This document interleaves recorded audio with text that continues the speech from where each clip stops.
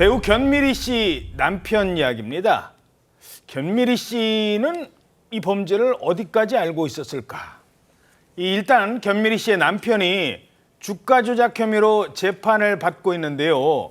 대법원에서 2심에서 무죄가 났거든요. 근데 이 무죄 선고를 파기하고 유죄의 취지로 사건을 돌려보냈습니다. 물론 아직 유죄는 아니에요. 근데 무죄로 2심까지 났는데 대법원이 이상해, 다시 들여다보세요 이러면서 내려간 거예요. 다시 파기환송심. 그런데 이 견미리 씨도 사실상 이 사건에 아예 관련이 없는 건 아니라고요? 네, 견미리 씨 남편하고 대표이사 김 씨가 같이 보타바이오라는 회사를 경영을 했는데요. 이 회사의 주가가 문제됐던 사건이었습니다.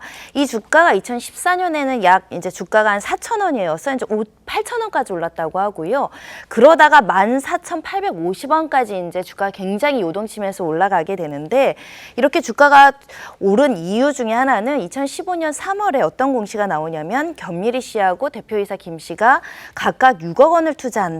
이렇게 이제 투자 소식이 나오면서 주가가 올랐고, 그로부터 또 8개월 뒤인 12월 달에도 이 대표이사 김 씨와 견미리 씨가 본인 돈을 15억씩 투자할 것이고 중국계 자본도 한 236억 정도 투자될 것이다라는 호재성 정보가 공시되면서 주가가 오른 것이거든요. 하지만 2016년에 이제 유상증자는 취소가 되고, 그러니까 이제 주가가 하락세를 지속하다가 결국은 2018년에 상장 폐지됐는데, 이렇게 호재성 정보 공시를 믿고 이제 투자자들이 투자했던 소위 말하는 개인 투자자들에게는 굉장히 큰 피해로 남게 됐습니다. 자, 그러니까 이 견미리 씨와 남편이 유상증자에 처음에 참여를 했고, 그때는 6억씩 투자했다가 나중에는 15억씩 투자를 하고, 여기에 막 중국 회사까지 들어오니까 막 올랐겠죠, 주식이. 근데 투자가 실패했어요. 그래서 주가는 폭락합니다. 자, 그럼 여기서 견미리 씨는 정말 투자를 하긴 한 거예요? 네, 그렇습니다. 투자한 거 맞고요. 여기서 재판의 쟁점은 이 투자한 돈이 내 돈이냐 아니면 빌린 돈이냐.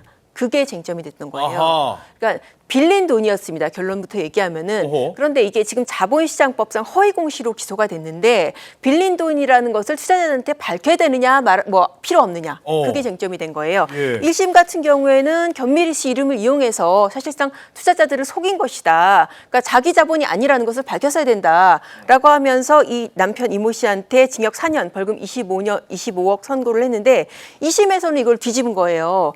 견미리 씨가 어쨌든 투자를 한 건 맞지 않냐. 이 투자금을 내 돈으로 투자를 아니면은 다른 사람 빌렸던, 그게 무슨 상관이냐. 중요 정보가 아니다라고 봤는데, 대법원이 이걸 다시 뒤집은 겁니다. 대법원이 이번에 뭐라 그러냐면은 이 주요 투자자잖아요. 이 주요 투자자의 돈이 전부 다 자기 돈이라고 한다면은 이게 굉장히 회사가 잘 될 거라는 전망을 가지고 좀 투자를 하는 그런 거잖아요. 그러니까는 상당히 경영진이 재산이 있고, 그리고 회사의 위기 극복을 위해서 투자를 하고, 그런 식의 인식을 투자자들한테 주게 되는 거다. 그래서 이 돈이 자기 돈인지 아니면 남한테 빌린 돈인지는 투자자 입장에서 굉장히 중요한 정보다. 그래서 이거를 공시 안 한 것은 허위 공시가 맞다. 이런 취지로 파기를 한 겁니다. 오호.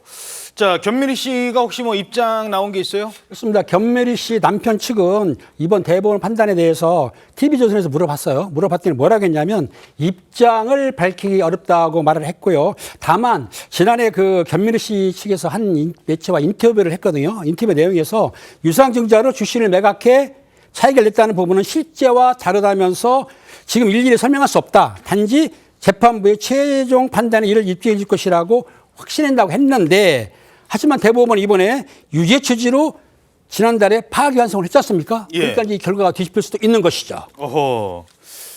근데요, 아시는 것처럼 견미리 씨 부부가 가수 이승기 씨의 장인 장모잖아요. 그래서 그랬을까요? 최근에 이 사위인 이승기 씨 측에서 그런 얘기를 했대요.